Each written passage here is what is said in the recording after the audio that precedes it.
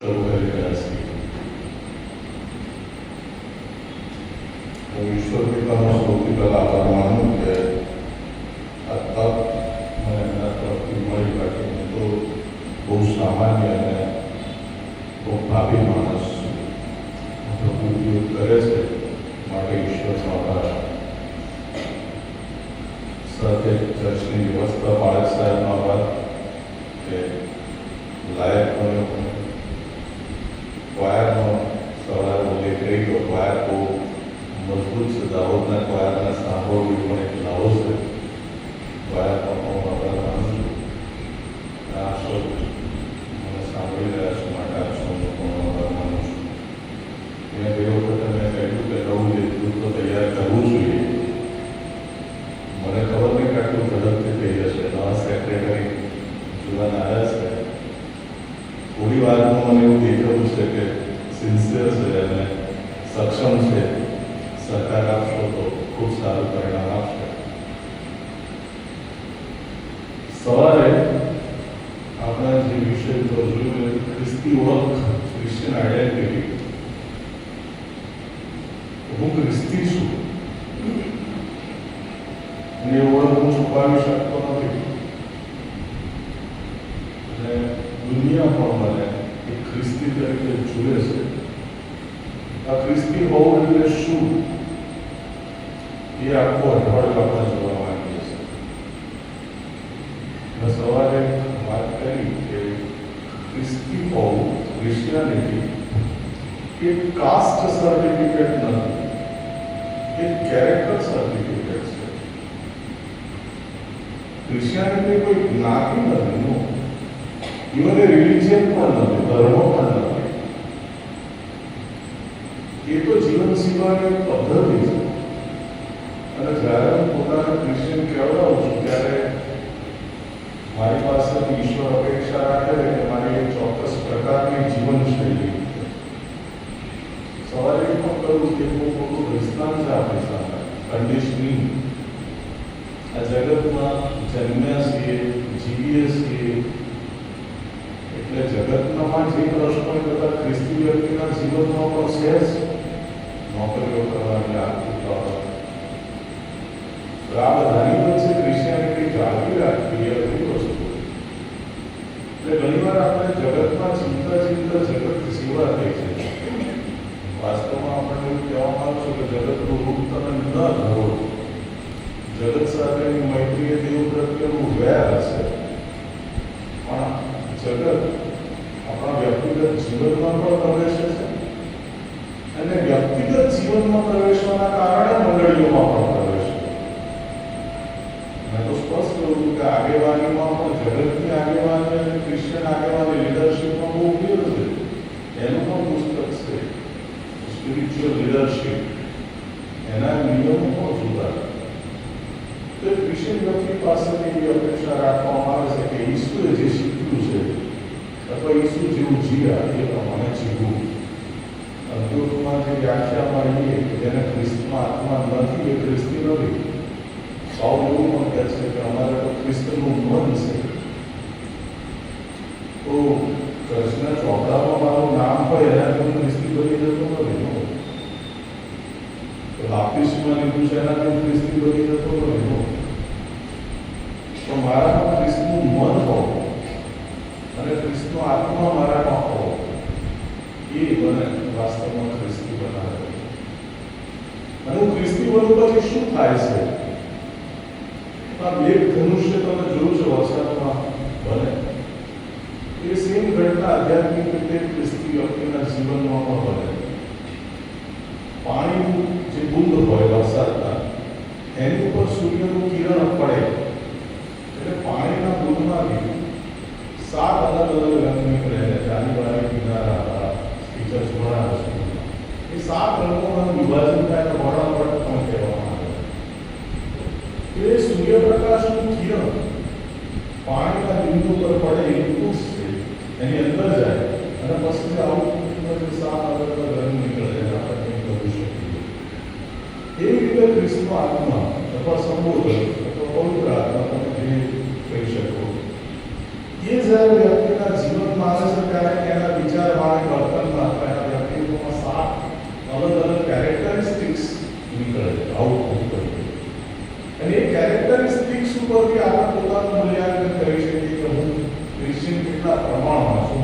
કહ્યું કે આપણે પર્સન્ટેજીસ ક્રિશ્ચિયન છીએ.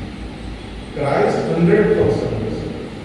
100% ખ્રિસ્તી કેવો હોય કે ઈસુ ખ્રિસ્ત. હવે હું ઈસુ ખ્રિસ્તને ફોલો કરું, 100% બની શકતો નથી, પણ મારે મારી જાતને હંમેશા એક પરીક્ષા લેતા રહેવાનું, માર્ક આપતા રહેવાનું કે હું કેટલા ટકા ખ્રિસ્તી છું, હું કેટલા પર્સન્ટેજ ક્રિશ્ચિયન છું. ઘણી વાર એવું પણ તમે જોશો કે આ અઠવાડિયે હું આગળ વધ્યો છું, મારા પર્સન્ટેજ વધ્યા છે. કોઈ અઠવાડિયું એવું પણ લાગશે કે આ અઠવાડિયે મારા પર્સન્ટેજ ઘટ્યા છે. તો આવું પણ બનશે કે આપણે જોઈશું ભવિષ્યમાં. પણ મૂળભૂત રીતે જે 7 કેરેક્ટરિસ્ટિક્સ છે વ્યક્તિને ક્રિશ્ચિયન બનાવે છે, તો ક્રિશ્ચિયન છે કે નહીં એને સાબિત કરે. અને આ અઠવાડિયું આપણા મેઘ ધનુષ્યના 7 અંગ અને ખ્રિસ્તી જીવનના 7 ગુણધર્મો કહું છું, એના વિશે વાત કરી છે. આજે પહેલા ગુણધર્મો વિશે જોઈએ. એક મંડળીમાં ઉત્સન સત્તામાં ગયેલો એક ડોક્ટર છોકરીને મળી. આમના પરિવાર દ્વારા મારા ખૂબ સારો સંબંધ, એને મેડિકલમાં પણ મેં કોઈ મદદ કરી હતી. એટલે છોકરી હસતા હસતા પ્રાણી મંત્ર હું તમારા પપ્પાનો મજા લગ્યા એટલે તમારા માટે તો શું સંસદતા. અને 2 દિવસથી અહીં છું પણ મને લાગે કે આ મારા માટે કેવું છે. એટલે જે રીતે તમે મને જમાડી રહ્યા છો, 7 દિવસ સરસ જમવાનું મજા, નોકરી ધંધાની કોઈ ચિંતા નહીં, આઈડિયા યાદ ના રહે, સરસ કહેવાનું વિશે હું માનતું છે. પાછું જતાં જતાં કોઈ જગ્યાએ મને આલુ ભરી આવ્યું, કોઈ જગ્યાએ લસણ ભરી આવ્યું, કોઈ જગ્યાએ ક્યારે આવી જગ્યાએ તરબૂચને સગટેને ખેડૂત આપી ગયો કે અંકલેશ્વરથી મારે લાવવાની. અને જતાં જતાં પાછું કંઈક કવર બી હું જાણું હતું, કવરની મોંઘવારીના પ્રમાણમાં વધુ છે. પાઠક સાહેબ માટે જરૂરી છે કારણ કે એમને તો ટોટલી પ્રભુની સેવામાં છે, અમારા જીવન બહાર ક્યાં આવે છે. તો મને વિચાર આવ્યો દુઃખ સહન જેવું શું છે. આપણે શા માટે આ દુઃખ સહન સત્તા કહીએ. ક્યારે કોઈ આવો વિચાર આવ્યો નહીં, વર્ષોથી દુઃખ સહન સત્તા ઉજવીએ, પણ કોઈને એવું થયું કે આ સત્તાઓમાં કેટલું દુઃખ વેઠ્યું, તો કદી વિચાર આવતો નહીં. આ ખ્રિસ્તી વ્યક્તિને ગુણધર્મો છે આમાં કે આ દુઃખ સહન સત્તાને કેમ કહે છે અને મહત્વ શું છે એ પણ આપણે જાણવું જોઈએ. એક ગામડામાં એક છોકરો રોજ સાંજે તળાવના કિનારે જાય. તળાવમાંથી એક કાચબો ધીમે ધીમે ચાલતો ચાલતો બહાર આવે. એ છોકરાના ફ્રેન્ડ બની ગયેલો, રોજ કાચબા સાથે રહે અને સાંજે ઘેર આવે. એક સાંજે એણે જોયું તો કાચબો મોટો હરે ચાલે, એટલે એણે તો ભાગ્યો ઘેર આખું ઘર માથે લીધું. મારો ફ્રેન્ડ કાચબો મળી ગયો, મારો ફ્રેન્ડ કાચબો મળી ગયો. એના પપ્પા થોડા વ્યવહારુ, એમણે જોયું કે છોકરાના ફ્રેન્ડ મળી ગયો, કાચબોનો આઘાત લાગ્યો છે, શું કહે છે. એમણે બહુ સાયકોલોજીકલ પદ્ધતિ અપનાવી. એમણે શું કર્યું, આખી ઘટનાને આનંદના પ્રસંગમાં કન્વર્ટ કરનાર. એવડા કાચબો તો મળી ગયો, પાછો આવવાનો હતો, પણ આપણે એવું કરીએ કે એની મસ્ત ફ્યુનરલ દોડી છોકરા માટે આપણે નવું હતું. તું તારા મિત્રોને બોલાવી દેતા, બહુ મજા આવશે, તો ભલું તો આવશે. પછી આપણે બેન્ડ બોલાવીશું સંગીતનું, તો બહુ મસ્ત પપ્પા ગીતો ગાશે. સરઘસ કાઢીશું કાચબાનું એની લાશ સાથે. મજા સરઘસ, મિત્રો, મ્યુઝિક, દફન વિધિ કાચબાની, કેટલી મજા આવશે. ચલો પપ્પા આપણે કાચબાની ડેટ બોલી લેવા છે. એવું જેના કાચબાની ડેટ બોલી લેવા ગયા, કાચબો દેખાય ને થોડી વાર પછી તો કાચબા હોય પાણીમાંથી મસ્ત ડોલતા ડોલતા બહાર આવે.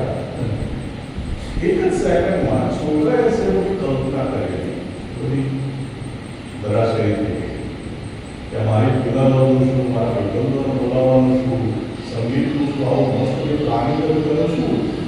એ પપ્પા કાચબાને મારી નાખો, કાચબાને મારી નાખો. આ આપણી મનોવૃત્તિ. કાચબો જીવતો હોય અને એનાથી મને જો સુખ મળતું હોય તો કાચબો જીવતો સારો. અને કાચબાને મારી નાખવાથી જો મને સુખ મળતો હોય, આનંદ મળતો, મારતા કાચકો મરે બેસીને એનાથી મને કોઈ મતલબ નહીં, મને મારું સુખ વાળું કરવા. અને આપણે બધા જન્મજાત સુખના શોધક છીએ સાહેબ. તમે શું બાળકના પેટમાંથી બહાર તરત રડે? કેમ રડે છે? મારા પેટમાં કમ્ફર્ટ હતી, ખાવાની ચિંતા નહોતી, શ્વાસ લેવાની ચિંતા નહોતી. હવે બહાર આવ્યો છે, હવે એને પોતે જાતે ખાવાનું છે, દૂધ પીવાનું છે, ભૂખ લાગે છે, હવે શ્વાસ લેવાના છે. એ કમ્ફર્ટ ઝોનમાંથી દરેક ઝોનમાં આવ્યું છે એટલે રડે છે. આવું ચાર મિત્રો હસતા હોય ત્યાં ઉભા રહે તો આપણે એમાં કશું ઘણું નહીં લાગે. પણ જો ચાર જણા ભેગા થઈને રડતા હોય તો આપણને સ્વાભાવિક લાગે કેમ શું થયું નથી રડે છે. તમે જુઓ છો તો મમ્મી તો બાળકને રડવા જ નથી દેતી. બાળક સહેજ રડે ને બેટા બેટા બેટા શું જોઈએ એમ બધી ચીજ પૂરી કરી નાખી ચોકલેટ આપી. એટલે આપણને નાનપણથી મોટા થઈએ ત્યાં સુધી મગજમાં એવું બેસી જાય છે કે આ દુનિયામાં રડવું અસ્વાભાવિક છે. આપણે હસવા માટે આનંદ કરવા માટે જ આ દુનિયામાં આવ્યા છે. દુઃખી થવું એ ગુનો છે આ દુનિયામાં. આપણને એવું નાનપણથી આ રીતે શીખવામાં આવે. અને વાસ્તવિકતા તો એ છે કે જીવન માત્ર સુખદ હોતું નથી. ઈશ્વર ફૂલો બનાવે છે તો કાંટાથી બનાવે છે, બનાવે. કોઈ ફૂલ કાંટા વગરનું નહીં. સુખ અને દુઃખ બંને જીવનનો હિસ્સો છે. હું માત્ર સુખી અને સુખી જીવનની કલ્પના ના કરી શકું. દુઃખ નથી જોઈતું પણ આવી જાય. મારે તો સુખી થવું છે, આનંદિત થવું. અને તમે જો સુખી થવાના આપણા રસ્તા શોધીએ છે જાત. આપણે જે કઈ એક્ટિવિટીઝ છે બધી એક્ટિવિટી સુખી થવા માટે છે. હું તો ઘણી વાર એવું ઓબ્ઝર્વ કરું છું કે આપણે ચર્ચમાં કે ધાર્મિક ક્રિયાઓ પણ સુખી થવા માટે કરીએ છીએ, આનંદિત થવા માટે કરીએ છીએ. હમણાં તો કોઈ એવું કહેવામાં આવે કે તમે ચર્ચમાં જાઓ તો તમારી ઉપર થૂંકશે, કાંટાનો માર મુકટ પહેરાવશે, ઓરડાનો માર મારશે. ઈસુને જે કર્યું તો કોણ ખરે ચર્ચમાં આવે? કોણ ચર્ચમાં લોકો ઉપરથી ના જાય તો નહીં સ્વીકારી શકતા. આપણે ધાર્મિક ક્રિયાઓથી સુખી થવા માટે એટલે કે સુખ શબ્દ યોગી રહે. પણ દુઃખ જીવનનો અનિવાર્ય હિસ્સો છે. મેં સરસ કીધું કે આપણું જીવન કદીક લાગે રણ જેવું તો લાગે કદીક ઉપર. વર્ષે વર્ષા વેદનાની તો રડતા રડતા સહીશું, અવસર મળશે આનંદની તો હસતા હસતા વળ્યોશું. ધરતી ઉપર એવું જીવશું કહેશે જેવું ગગન.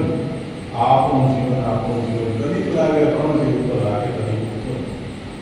આપણા દિવસો બી એક સરખા નથી. માદા નથી પણ માનતી આવે છે. ઘરમાં પ્રશ્નો, માણસ વચ્ચેના પ્રશ્નો, નોકરીના સ્થળે પ્રશ્નો, આર્થિક પ્રશ્નો. દુઃખી નથી થવું પણ દુઃખ જીવનનો હિસ્સો છે. એમાં 50 વર્ષનો જીવન તો બહુ અઘરું છે. એ તો ભાવનાત્મક રીતે બધી રીતે બહુ ટફ છે. અને હવે બાળકો પરદેશ ગયા પછી તો ક્રિશ્ચિયનોની સ્થિતિ બહુ ચિંતાજનક છે. તો દુઃખ છે. હવે આપણો દુઃખ પ્રત્યેનો અભિગમનું શું છે? ફાઇટ. કાં તો લડી નાખો દુઃખ સામે, કાં તો ભાગી જાવ. એસ્કેપિઝમ. આપણે દુઃખનો સ્વીકાર કરી શકતા નહીં.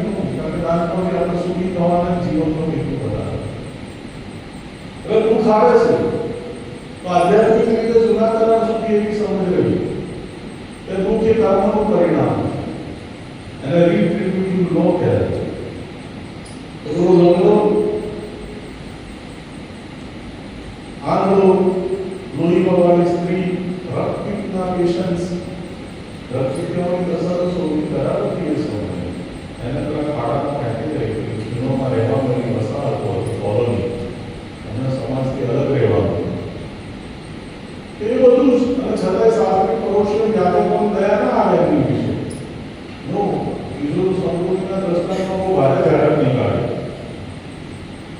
એટલે એમને દખ્યા કાઢે લોકો એવું માનતા એ મુસાફરીનો શાસ્ત્ર પ્રમાણે કે આ શુદ્ધ છે, આ તો પાપનું પરિણામ છે. અને એ માન્યતા વિશ્વના સમય સુધી ચાલે કે માનવી શાના લીધે આવી પાપ ભાવના લીધે આવે, દુઃખ શાના લીધે આવે, ઈશ્વર ક્રોધે ભરાયા છે એટલે આપણને દુઃખી કરે. આપણે સમજી શકીએ કે ગરીબ જેવો જે મોટો માણસ દુઃખ સહન કરે એ સમજી શકાય કે પાપી છે તો દુઃખ સહન કરે જ. ઓકે, શું કે એને ભૂલ કરી છે તો એને શિક્ષા મળે છે તો કશું ખોટું નથી. પણ બાઇબલમાં એક બહુ અલગ કોન્સેપ્ટ છે, બહુ જ અલગ કોન્સેપ્ટ છે. અને એમાં એવું છે કે જે ઈશ્વરના સેવકો જે ઈશ્વરના કહ્યા પ્રમાણે જીવે છે, ભક્તિ ભાવથી જીવે છે, જે ઈશ્વરના આધાર રાખે છે ઈશ્વર પર, એવા માણસોને બાઇબલમાં દુઃખી કરતા જોયા. હવે એને તો બિચારે પાપ કર્યું નથી, એ તો બીજા કરતા ઘણા સારા હતા. યુસુફને તમે જોઈ શકો. યુસુફની શું ભૂલ? કે સારો બનેલી ભૂલ. એના 12 ભાઈઓમાં ઈર્ષા હતી, 11 ભાઈઓમાં એની ભૂલ. એને ગાળામાં કાઢી દેવામાં આવે. રૂથ કેટલી બિચારી નાની છોકરી, એ બધું 16 વર્ષ લગ્ન થયું મોઆબ પર. નાનપણમાં વિધવા થઈ ગઈ. શું વાત એનું શું ખરાબ બાકી હતું? રાજા મિત્રો સારામાં સારા માણસો અને એમને અગ્નિની ભક્તિ માટે સિંહોના બિલમાં જવું પડ્યું. તમે જોઈ શકો છો સારા માણસો, પ્રભુના સેવકો, જેઓ ભક્તિ ભાવથી શીખતા હતા, એ લોકોના માટે દુઃખ આવ્યા. એ લોકોને તમે ઈસુનું જુઓ, ઈસુની વેદના તો સૌથી આગળ છે. યશાયા 53 જે અધ્યાયમાં છે તમે જુઓ. હું આજે જોતો હતો કે સ્ટેટસમાં એક લોકો ઓળખીતા જ છે બધા લોકો, જુવાનીઓ એટલા ગરબા કરે, યરૂશાલેમ સાલેમ નગરી ગઈ. અલા આમાં અઠવાડિયા પછી ઈસુ 10 તમને જતા છે, આ તો દુઃખીનું નાણો છે. તમે ક્યાં ગરબા સુધે રાખો, નાચ ગાન સુધે. આમાં નહીં સુખ શોધવાની વાત. અને ઈસુની વેદના બહુ ભયંકર. કારણ કે નહીં જિલ્લા મારવામાં આવે, ડોક્ટર સાથે બહુ ડિટેલમાં ચર્ચા કરેલી. કઈ જિલ્લા મારે નસો છે, ડોક્ટર નાડી જોઈને લીલા કરેલું એ નાડીઓ છે, અહીંયા જિલ્લા મારે. પછી ઉમરથી પાદર એ કાંટો લઈ આવેલા, એ જે કાંટાની વેલ છે એ ઝેરી હોય છે, એટલે કાંટા અહીંયા નસોમાં મગજમાં બેસે એટલે માણસ ધીમે ધીમે ગાળો થવા લાગે. પછી તમે જો એક્સરસાઇઝ કરતા તો ખ્યાલ આવે કે પુરુષ ઉપર લટકવાની જે પીડા છે, આપણું શરીર ગુરુત્વાકર્ષણના કારણે નીચે ફોર્સ થાય. અને પછી નીચે પગે એક લાકડો મૂકી દો એટલે નીચે ફોર્સ જઈ ના શકે, એટલે પગ આમ પડી જાય. અને આ ઉપરથી આવતો ફોર્સ નીચેથી આવતો ફોર્સ આ આંકડાને ચીરવા માંડે. બહુ ભારે એટલે પૂર્ણા પાડવામાં આવે. પૂર્ણાની બનાવટ તમને જોઈ, એ પશુના આંકડામાંથી ચામડામાંથી બને. અને એમાં લોખંડની કરચો વણી લીધી હોય નાની નાની ઝીણી ઝીણી, અને એને મીઠાના પાણીમાં બોળીને સાટકો મારવામાં આવે. એક સાટકો પડે આખી ચામડી ઉતર થઈ જાય આખી. હવે ઈશ્વર શું ગુનો કર્યો? તો નિષ્કલંક, જન્મથી નિષ્કલંક. તો બી એને આપણે લખ્યું છે અહીંયા દેવની મરજી અને કચરવાની હતી. દેવ બાપ પોતાના દીકરાને આવી શિક્ષા કરે, પણ દેવની મરજી એને કચરવાની. તો ઈશ્વરના શિષ્યના મૃત્યુ તો ન જુઓ. કયો શિષ્ય સુખેથી મળ્યો મને બતાવો. કયા શિષ્યની સારી ડબલ બીજી રહી? નો, એક પણ નહીં. પિતરને ઊંધા માથે લટકવું પડ્યું. પાઉલનો કોઈ શિરચ્છેદ થયો. એવું સાંભળ્યું કે યોહાનને ઉકળતા તેલના એમાં કાઢી દેવામાં આવ્યા. બધાને મિનારા પરથી ફેંકી દેવામાં આવ્યા કે આપણું તેના આવે. માર્કને ઘોડાની પાછળ બાંધી ઘસડી મારી નાખવામાં આવે. તિમોથીને લાકડીના દંડા મારી નાખવામાં આવે. સ્ટીફનને પથ્થરો મારી નાખવામાં આવે. તોફાન ગાળવામાં આવે. એક શિષ્ય બતાવવાનો કે જેની સરસ મજાની આવી ડબલની રહી હોય આરસ પણ ક્રોસ હોય. નો, સારું કરવાની શિક્ષા મળી અમને. ઈસુનું પગલે ચાલવાની આ શિક્ષા મળી. પેલા પાપીને થાય તો રીટ્રીબ્યુટિવ લોસ આ કયો નિયમ? શરૂઆતની ખ્રિસ્તી મંડળી વિશે તમે વાંચો ક્યારે? રોમમાં જે શરૂઆતની ખ્રિસ્તી મંડળીઓ હતી એની સંસ્કૃતિ હતી. એ રોમમાં નીરોનું શાસન આવ્યું. નીરોએ આગ લગાડી, એ ગાળો શાસક હતો. એને આગ લગાડી અને એનો આરોપ બધા ખ્રિસ્તીઓ પર ઢોળી દીધો, નવા સવા ખ્રિસ્તીઓ. અને પછી જે યાતના સ્વરૂપે સાહેબ ભયંકર ખ્રિસ્તીઓને મોટા સ્ટેડિયમની વચ્ચે નાખી દેવામાં આવે, હિંસક પશુઓ વચ્ચે એમને પાડી જાય, એમને સાગરીમાં બાંધીને પર્વતો ઉપરથી ફેંકી દેવામાં આવ્યા. અને આનાથી બહુ ગજબની એક વસ્તુ મેં જોઈ. આજે સવારે મેં કહ્યું તમે જગતનું અજવાળો છો અને તમારો પ્રકાશ ફેલાવા દો.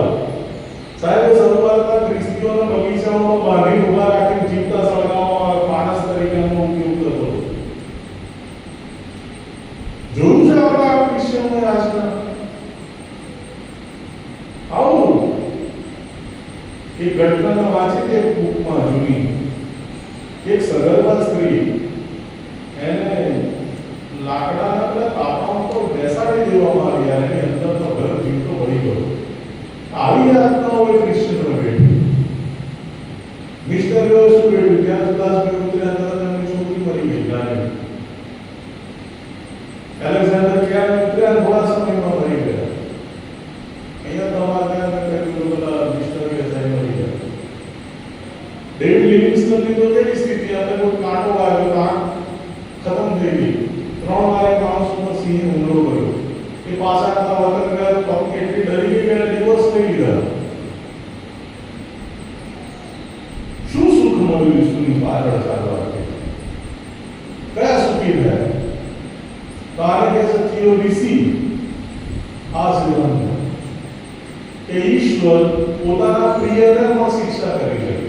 અને આ આખી વાત અયુબના પુસ્તકમાં જોવા મળે. અયુબ એ જમાનાનો સારામાં સારો માણસ. શૈતાને આવે ઈશ્વર એના વિશે ગર્વ કર્યો કે જો મારો સેવક અયુબ એના જેવો એક પણ છે દુનિયામાં, એટલો સરસ, બધી રીતે શ્રેષ્ઠ. અને શૈતાને બહુ સરસ કટાક્ષ કર્યો, ઈશ્વર સાથે બહુ સરસ દલીલ કરી. આજના ખ્રિસ્તીઓ માટે કે શૈતાને દલીલ કરી શકે મને લાગે છે. અલા એ લોકો એને સુખ આપે એટલે પ્રભુ કરે છે. શૈતાન આ દલીલ કરી કે એ તો તું એને સુખ આપે છે એટલે પ્રભુ કરે, દુઃખ આપી જોઈએ પછી પ્રભુ કરે. ત્યારે હજુ કસોટી શરૂ કરી, ભારે કસોટી. એ તો તમે જાણો છો વિગતમાં શું કહો. બધું ખતમ થઈ ગયું.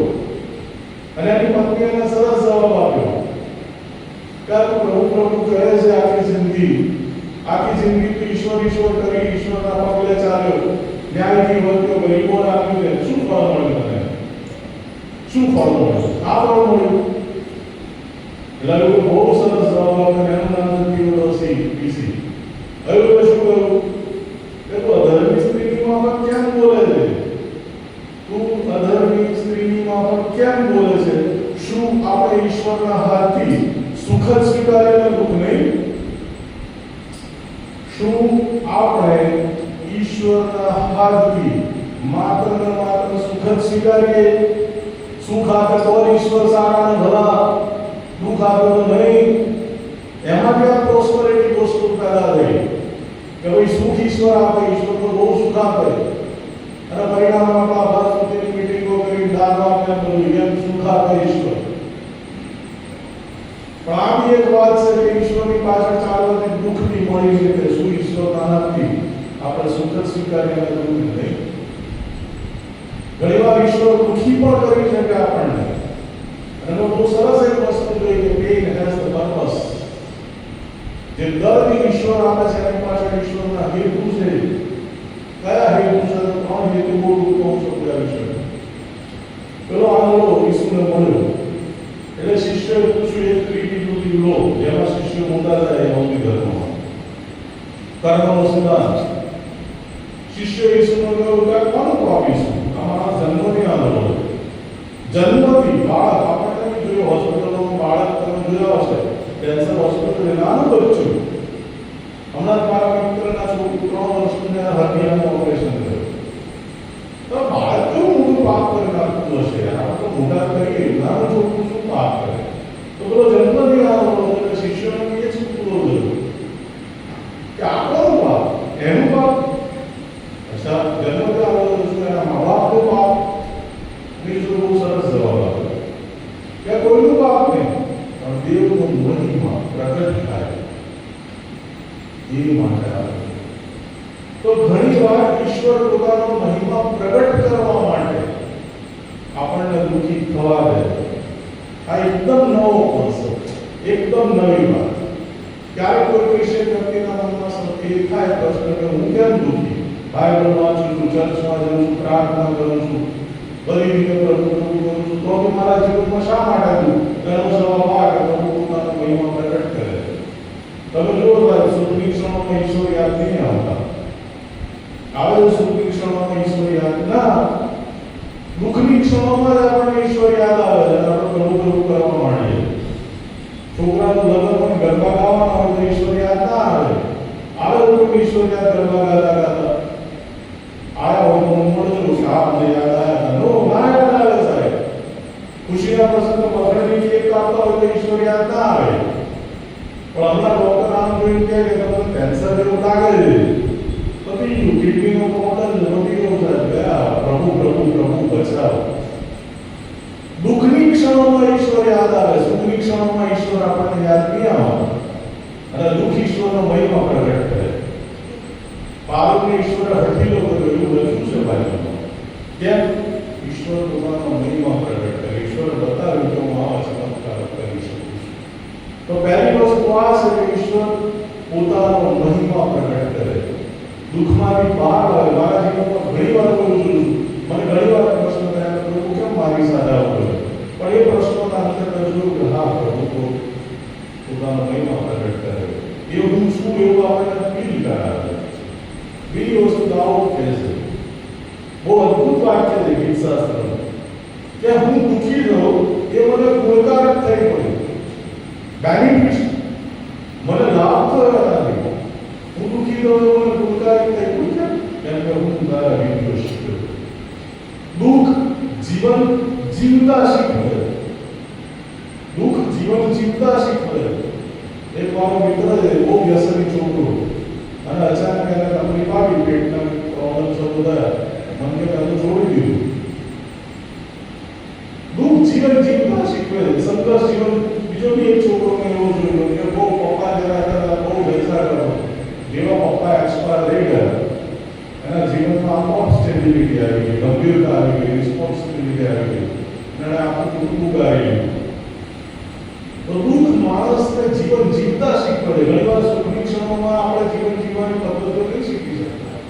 એવું હું પોતે બી એનો અનુભવ કરી ચૂક્યો છું મારા જીવનમાં. મારા પપ્પાની અંદર બહુ જલસા કર્યા, યાશી કરી બહુ. પણ જેવા પપ્પા ગયા અને જવાબદારી આવી તો ખાસું તો ચેન્જ આવી શકે જીવનમાં. તો દુઃખ આપણને જીવન જીવતા શીખવે છે. દુઃખ આપણને જીવન જીવતા શીખવે છે, જીવન જીવવાની શક્તિ આપે છે. એક વૈજ્ઞાનિક હતા, એ પેલું કોશેટામાંથી પતંગિયું બને એ પ્રક્રિયાનો અવલોકન કરતા હતા. તો લેબમાં નાનો છોકરો આવી ગયો ભૂલથી, અને એને જોયું કે પેલું પતંગિયાનું નાનું ઈયળ જેવું હોય એ મોટી કોષનું તોડવાની કોશિશ કરતો. તો એને દયા આવી, એને મસ્ત આમ કોષનું તોડી આવ્યું. એ તો કરી ગયો. એટલા વૈજ્ઞાનિક એને કપડા કેમ તોડ્યું? તો મેં તો દયા ભાવથી તોડ્યું. એટલે વૈજ્ઞાનિકે બહુ સરસ જવાબ આપ્યો કે જે કોશિશો તોડવા માટે પ્રયત્ન કરે છે એમાંથી એને જીવવાની શક્તિ પ્રાપ્ત થાય. તો આ જે સંઘર્ષ છે જીવનમાં આવતા લોકો, એ પણ આપણને જીવવાની એક શક્તિ આપે છે. બહુ સુંદર વાક્ય છે, જેવા તારા દિવસ એવું તારો બળ થશે. આ વાક્યમાં અસંખ્ય લોકોને કહ્યું કે જેવા તારા દિવસો છે એવું તારો બળ થશે. ઈશ્વર તને જીવન જીવવાની શક્તિ આપશે આપશે આપશે. Don't worry. તો બીજી વાત આ છે કે બીજી બહુ મહત્વની વાત પિતરે કરી કે જેણે દેહમાં સહન કર્યું છે એ શુદ્ધ થયો છે. તો દુઃખ એક પરવેશનની પ્રક્રિયા છે, શુદ્ધિકરણની પ્રક્રિયા. સોના વિશે એવું કહેવાય છે કે એને તપાવવું પડે તો એ શુદ્ધ થાય. અગ્નિથી સોનાની કસોટી થાય.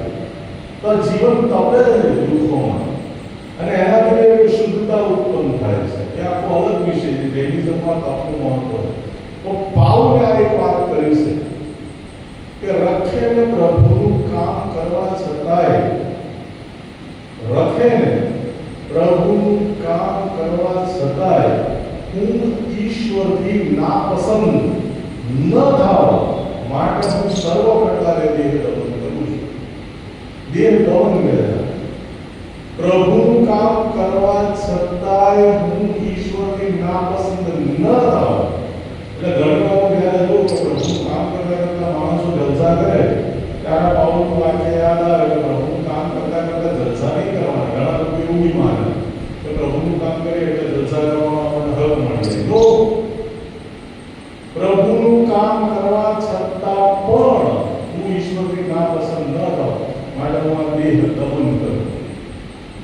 તો આ ત્રીજો કોન્સેપ્ટ છે કે જેને દેહમાં સહન શક્તિ કરો છે. હવે ઈશ્વર દુઃખ તો આપે છે. પાઉલ તો એવું કહે છે કે બાપ જેમ પોતાના છોકરાને ઠપકો આપે છે એમ ઈશ્વર તને ઠપકો આપે છે. અને પિતર એવું કહે છે કે જ્યારે તમને દુઃખ પડે ત્યારે તમે નવાઈ ન પામો, પણ ખ્રિસ્તના દુઃખમાં તમે સહભાગી થયા છો માટે તમે આનંદ કરો. દુઃખ પડે ત્યારે નવાઈ ન પામો ક્રિશ્ચિયન તરીકે નો, પણ તમે ખ્રિસ્તના દુઃખમાં જેને લીધે તમે ઓળખાવો છો એ ખ્રિસ્તના દુઃખના સહભાગી થયા છો માટે તમે આનંદ કરો. હવે દુઃખ તો આવે છે, પ્રભુ આવવા દે છે. ઘણી વાર આપણને પ્રશ્ન થાય પ્રભુ તમને કેમ દુઃખ આપ્યું? તો એમાં બી બહુ સરસ બે વસ્તુ મને જડી કે દુઃખમાં પ્રભુ આપણને એકલા મૂકી દેતા નથી. ઘણી વાર ખ્રિસ્તી વ્યક્તિનો પ્રશ્ન થાય કે પ્રાર્થના કરું પ્રભુ મારું દુઃખ કેમ નથી થઈ લેતા? કેમ પ્રભુ મને છોડાવી લેતા નથી? કેમ મને કેન્સર મટાડી દેતા નથી? કેમ મારી માંદગી મને મટાડી દેતા નથી? પ્રભુ શું મારી બેરોજગારી નથી દેખાતી? મારી આર્થિક તકલીફ નથી દેખાતી? બધું દેખાય છે, પણ દરેક વખતે પ્રભુ તમારું દુઃખ દૂર કરી એવું નથી બનતું. કેટલા એવા ઘટનાઓ આપણે જોઈ કે જેમાં પ્રભુ પોતે તમારા દુઃખમાં તમારી સાથે ઉભા રહે. એક પગલાની બહુ સરસ કવિતા છે. એક માણસે સ્વપ્નમાં 4 પગલા જોયા. એટલે પ્રભુને પૂછ્યું, પ્રભુ આ 4 પગલા? તો કે બેટા તારી સાથે સાથે ચાલું છું. અને પછી અચાનક ખડકાવાળો રસ્તો આવ્યો, કાંટાવાળો રસ્તો આવ્યો, 2 જ પગલા લઈ ગયા. 2 પગલા ગાયબ થઈ ગયા. એટલે માણસે પ્રભુ પૂછ્યું, પ્રભુ આવું કેમ? પેલા સરસ રસ્તે તો તમે સાથે હતા અને દુઃખના રસ્તે 2 પગલા જતા રહ્યા. તો પ્રભુ કે ના બેટા, એ તો મારા જ પગલા છે, મેં તને ઉચકી દીધો છે. તો દુઃખના સમય આવું કરે છે કે પ્રભુ આપણું દુઃખ દૂર કરતા નથી, પણ આપણે દુઃખ સહન કરી શકે માટે સાથે આવે. પેલા દાનિયેલના મિત્રો ભઠ્ઠીમાં હતા. બહુ બારીક વાતો છે. દાનિયેલના મિત્રો ભઠ્ઠીમાં હતા. ઈશ્વરને ભઠ્ઠીમાંથી બહાર નહીં કાઢી શક્યા. આપણે એવી જ ઈચ્છા રાખે પ્રભુ ચમત્કાર કરીને ભઠ્ઠીમાંથી બહાર કાઢી મૂકે, પણ ના, એ ચોથો માણસ ભઠ્ઠીમાં ગયો. ઈશ્વર પોતે ભઠ્ઠીમાં રહ્યા. રૂથને બી હવે છુટકારો માર્ગ મૂક્યો. ઈશ્વરનું ઉદાહરણ આપ્યું. ઈશ્વર ખાડામાં ફેંકી દીધો તો ઈશ્વરે એક સરસ છુટકારો માર્ગ મૂક્યો. એક ઇજિપ્ત મિસ્રના વેપારીને ત્યાં મોકલી આવ્યો. પાઉલ બહુ સરસ ઉદાહરણ છે આ બાબતમાં કે પ્રભુએ મને દેહમાં કાંટો આપ્યો કે 3 વાર વિનંતી કરી કે પ્રભુ આ દેહમાંથી કાંટો દૂર કર, પણ ના કર્યો. પાઉલનો દેહનો કાંટો ઈશ્વરે ના દૂર કર્યો. અને છેવટે પાઉલે એટલી અદ્ભુત વાત કહી કે પ્રભુ મારે વાસ્તે તારી કૃપા બસ છે, મારે વાસ્તે તારી કૃપા બસ છે. શું પ્રભુના હાથનું સુખ સ્વીકારવું હતું? નહીં. ઈસુની બી વેદના વિશે ઈસુ અધસ્તંભ પર દુઃખ વેઠતા હતા. ત્યારે પેલા ઘટના મસ્કરી કરનારા આ જ કહ્યું, પહેલા તો પ્રભુ પ્રભુ કરતો હતો. પ્રભુ ક્યારે કહેતા અધસ્તંભ ઉતારી લે? પ્રભુને કે અધસ્તંભ ઉતારી લે. એક ક્રિશ્ચિયન માટે બી આ જ પ્રશ્ન થાય કે તું ઈસુ ઈસુ કરે છે, ચર્ચમાં જાય છે, પ્રાર્થના કરે છે, ક્યારે જાવ પ્રભુ? તો પહેલા તો છે કે દૂત ઈસુને બળ આપતો દેખાયો. પ્રભુ આપણને દુઃખમાં મૂકે છે, પણ સાથે સાથે બળ પણ આપે છે, બળ પણ આપે છે. એ દાઉદને બહુ સુંદર ગીત છે, અંદર જોયું ગીત છે. દિન આંખો એ લોકો ટોકે, ક્યાં છે ઈશ્વર તારો? રાત દિવસ હું આંસુ પીઉં છું, બસ એ મારો સહારો. ટીકા ટિપ્પણ થાય કે ધાર્મિકતાની વાત કરતો પ્રભુ કેવો દુઃખી કર્યો. ઘણી વાર આપણે ટીકા કરવા બેસી જાય કે આ મારો પાપી જ હોવો જોઈએ, એટલે જ પ્રભુ એને દુઃખી કર્યો. અમે બધા બહુ સારા છીએ કે અમને દુઃખી થયા, અમે કેટલા સુખી છીએ. પ્રભુ દુઃખી કરે એવું આપણે માની જોઈએ, અને એ એના ભૂલના લીધે દુઃખી કરે એવું આપણે માની લીધું. લોકોની ટીકામાં સહન કરવાનો વારો આવે.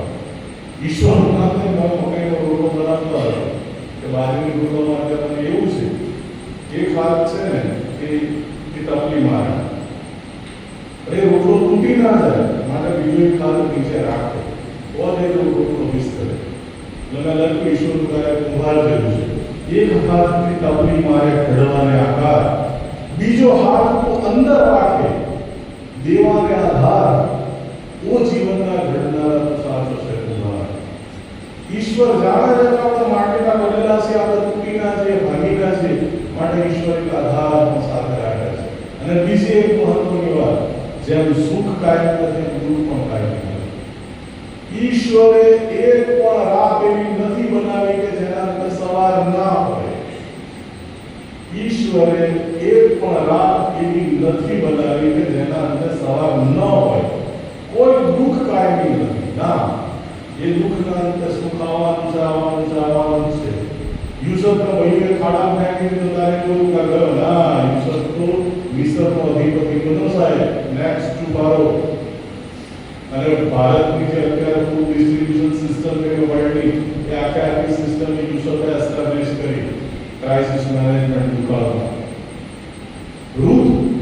રૂથ વિશે આપણને એમ થાય કે છોકરી નાનપણમાં વિધવા રહી, પણ એ વિધવા રહી માટે બોઆઝ સાથે પરણી, અને બોઆઝ સાથે પરણી પહેલા સ્કૂલમાં ધુરંધર બે પેદા થયા. કિંગ ડેવિડ, દાઉદ બી એના કુળમાં પેદા થયો, અને એના કુળમાં ઈસુ બી પેદા થયા. ઈસુની વંશાવળીમાં છે રૂથનું નામ. તમે જુઓ કે દુઃખ વેળે અને પાછળથી કેટલું મોટું બહુમાન મળે. ઈસુના 12 શિષ્યોએ પૂછ્યું કે તારા માટે દુઃખ વેઠ્યું, આ રીતે મરણ પામે, અમને શું મળશે? ઈસુએ કહ્યું કે આ સિંહાસન પર બેસીને તમે ઇસ્રાએલના 12 કુળો પર રાજ કરશો. દુઃખ સહન કરીએ છીએ, પણ એના પછી એક ગ્લોરિફિકેશન છે, એના પછી એક ઉત્તમ જીવનની સ્થિતિ આવે છે, અને એનું નામ છે ક્રિશ્ચિયન હોપ, એનું નામ છે ક્રિશ્ચિયન આશા. દુઃખ પછી સુખ આવે છે, દુઃખ કાયમી નથી. અને હવે જે મહત્વની વાત છે હવે છે કે ઈસુ આપણને સામે ચાલીને દુઃખનો સ્વીકાર કરવાનું શીખવે. સામાન્ય રીતે દુનિયા દુઃખથી દૂર ભાગે છે. જગતના લોકો, જગતની વિચારધારા દુઃખથી દૂર ભાગે. ઈસુ આપણને ખ્રિસ્તીઓને સામે ચાલીને દુઃખી થવાનું કહે છે. બહુ અદભુત કોન્સેપ્ટ છે. બહુ અદભુત કોન્સેપ્ટ છે ઈસુનો. ઈસુને જ્યારે એવું કહેવામાં આવે, ઈસુ એના શિષ્યોને કહે છે કે હવે હું યરૂશાલેમ જાઉં, શાસ્ત્રીઓ પરુષોના હાથે દુઃખ વેઠું, ક્રૂસે જડાવવું અનિવાર્ય છે, મારા માટે દુઃખી થવું, મરણ પામવું અનિવાર્ય છે. Let us go to Jerusalem. ચાલો આપણે જેરુસલેમ જઈએ. કોણ જાય? કો મને જો એવી ખબર હોય કે દાહોદમાં હું જઈશ તો દાહોદમાં મારે બદસ્તરમાં લટકાઈ દેશે દાહોદવાળાને, તો હું આવું ખુલ્લે કે ના આવું કે મરી જવાનું, ત્યાં કોણ જાય? ના જાય કોઈ જાય. કોઈ વ્યક્તિ સામે ચાલે દુઃખની સામે ના જાય. ઈસુ એકમાત્ર એવી વ્યક્તિ છે જે આપણને એવું શીખવે છે કે જાઓ દુઃખ વેઠવા જાઓ. અને પિતાએ ના પાડી ઈસુને કે ના પ્રભુ તારી સાથે હું ના બનું. અને એના આગળના પેલો ઈસુએ પિતાને એવું કહ્યું હું તારી પર મંડળી બાંધીશ. અને જેવું પિતાએ ઈસુને દુઃખ વેઠતા રોક્યા, ઈસુએ પિતાને કહ્યું શેતાના બોલ્યા મારે હું જાય, મને દુઃખ વેઠવા દે, દુઃખનો સ્વીકાર કરો. એક ખ્રિસ્તીનો ગુણ તમે સાહેબ, એક ખ્રિસ્તી વ્યક્તિ ઈશ્વર માટે સામે ચાલીને દુઃખ વેઠે છે, દુઃખ સહન કરે છે, જગતના બધા સુખોને ત્યાગ કરે છે. બહુ સાદી ભાષામાં બોલો તો લાત મારે છે કે નહીં જોઈતું તારું સુખ જા. અમે તો ઈશ્વર માટે દુઃખ વેઠીશું, અમે દુઃખ સહન કરીશું. બહુ સુંદર વાત પાઉલે તિમોથીને કહી કે દુઃખ સહન કર. પિતાએ એવું કહ્યું કે દુઃખ સહન કરો. કેમ? તમને એના માટે તેડવામાં આવે છે, ખ્રિસ્તીઓને જલસા કરવા માટે નહીં તેડવામાં આવ્યા સાહેબ. નો, દુઃખ સહન કરવા માટે તેડવામાં આવ્યા. માટે અઠવાડિયાનું નામ છે દુઃખ સહન સપ્તાહ, જે આપણને એવું શીખવે છે કે તમને દુઃખ સહન કરવા માટે તેડવામાં આવે. ઈશ્વર માટે દુઃખ સહન કરવાનું છે. આપણે ઈશ્વર માટે દુઃખ સહન કરવાનું છે, સુખને સોગંદ બનવાનું નહીં. ઈસુ સામે ચાલીને દુઃખ સહન કરે. સ્ટેફન સામે ચાલીને દુઃખ સહન કરે. શું કામ બોલી? ના બોલ્યો હતો, પણ સ્ટેફન શાસ્ત્રીને પરુષોને કહી દીધું બલાત્કારનો વિવાહ હાથે બાંધેલા મંદિરોમાં નહીં રહેતો. એને ખબર હતી કે શાસ્ત્રીનો પરુષોને માર નાખશે, પણ સત્ય બોલતા એ ના ડર્યો સાહેબ. પત્થરે માર નાખ્યો. શું જરૂર હતી પત્થરે માર ખાવાની? શું સિમોનની જાળો વાલીમાંથી મસ્ત ધંધો હતો માછીમારનો ગાલીના કિનારે? એક મસ્ત દમસ્કસ સુધીનો હાઈવે હતો તો સિરિયા સુધીનો. બધા માછીમારો મસ્ત માછલા વેચતા હતા, લાખો રૂપિયાની કમાણી કરી દીધી. શું જરૂર હતી પિતાને પોતાની જાળો મૂકી દેવાની? શું જરૂર હતી? ઈસુની પાછળ ચલીને ઉભા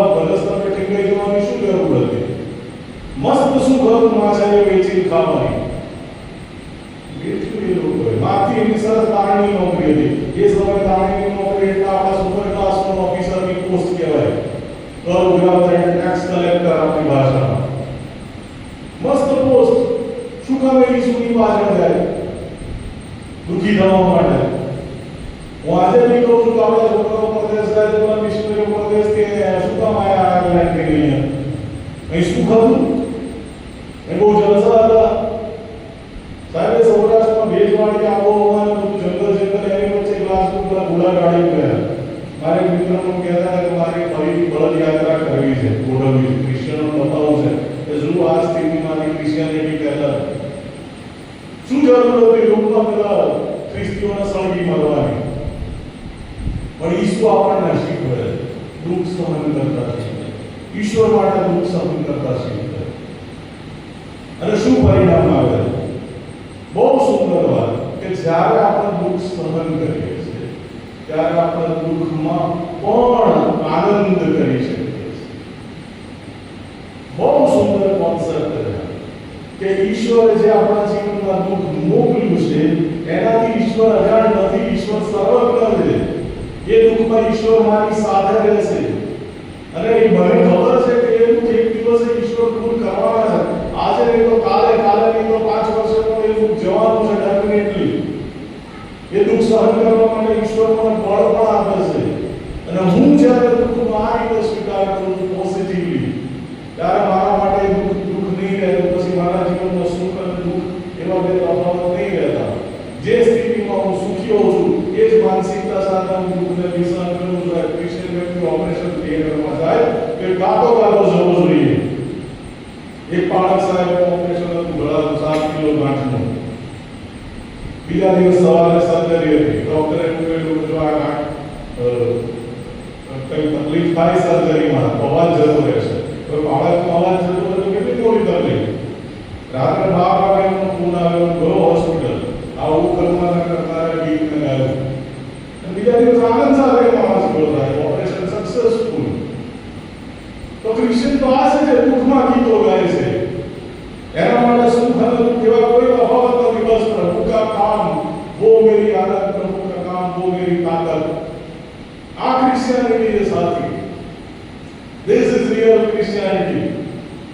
સુખી થવા માટે તો સૌ કોઈ જીવે સાહેબ, પણ પ્રભુના માટે દુઃખ સહન કરે એ સાચો ખ્રિસ્તી. દુઃખનો સ્વીકાર કરે ત્યારે પાઉલ અને સિલાસની કેદખાનામાં ગીતો ગાઈ શકો.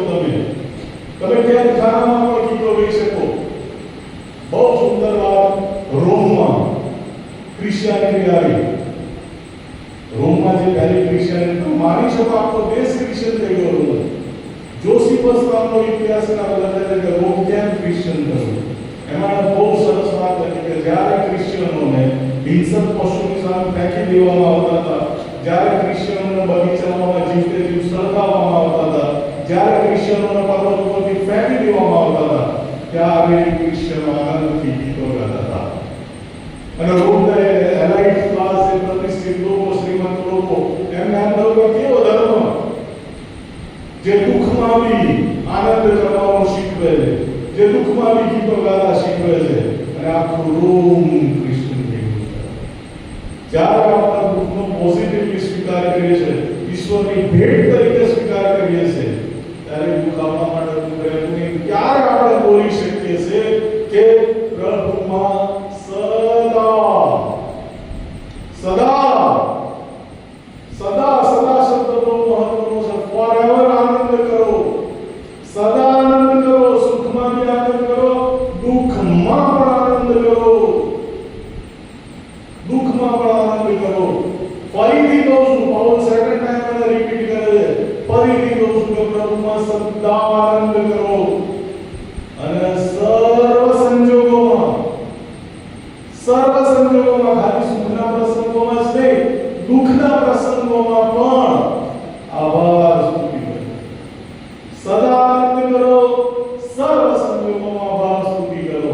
કેમ કે ખ્રિસ્તીનું એ લક્ષણ છે. ખ્રિસ્તી સહનશીલ હોય છે, દુઃખને ઈશ્વરની ભેટ તરીકે જુએ છે, ઈશ્વર માટે દુઃખ સહન કરવા માટે તૈયાર રહે છે, અને સુખ અને દુઃખ બંને પ્રસંગે એ આનંદ કરે છે અને આભાર સ્તુતિ કરે છે. એક રાજા એક ચિત્રકારને કહ્યું કે ચિત્ર દોરી લાવે, બહુ અશાંત છું, બહુ દુઃખી છું, નિરાશ છું, એવું ચિત્ર દોરી લાવ કે જીવનમાં આનંદ આવે. ચિત્ર દોરી લાવ્યો. રાજાએ ગુસ્સે થઈને ચિત્રકારને પકડાઈ નાખ્યો. આ શું ચિત્ર દોરી લાવ્યો? આ તો તે આકાશમાં વાવાઝોડું અને વીજળીઓ બતાવે છે. કે સમુદ્ર દોર્યો તો સમુદ્રમાં તોફાન, સમુદ્રમાં મોજા ઉછળતા તે દોર્યા છે. તે નાની લાકડાની હોડી બતાવે છે. હોડી કેવી બતાવે છે ત્યાં તો એ હોડી પર બે પાંચ માણસો બતાવે છે. દોડાદોડ સાથે જીવ બચાવવા માટે કૂદતા બતાવ્યા છે. હવે આમાં ક્યાં શાંતિ કે આનંદ મને જડે? આ તો એક તોફાનમાં સપડાવેલી તૂટી ગયેલી હોડીનું ચિત્ર છે, જેમાં માણસો જીવ બચાવવા માટે દોડાદોડ કરે છે. અને ચિત્રકારે બહુ સરસ જવાબ આપ્યો કે રાજા, તમે ચિત્રને ધ્યાનથી જુઓ. એ ચિત્રમાં આવી સ્થિતિમાં મેઘનો જે કુવાસ્તવ હોય હોડીનો સળગ્યા બાદ ત્યાં એની ટોચ ઉપર એક નાનું પક્ષી દોર્યું છે. અને તમે જો એ પક્ષી ગીત ગાઈ રહ્યું છે. આ ખ્રિસ્તી વ્યક્તિ છે. દુઃખમાં તો બધા હશે, દુઃખમાં તો હવે સુખમાં તો બધા હશે, સુખમાં બધા ગીત ગાય, પણ જે દુઃખમાં પણ આનંદ કરે અને દુઃખમાં પણ પ્રભુની સ્તુતિ કરે એનું નામ સાચો ખ્રિસ્તી.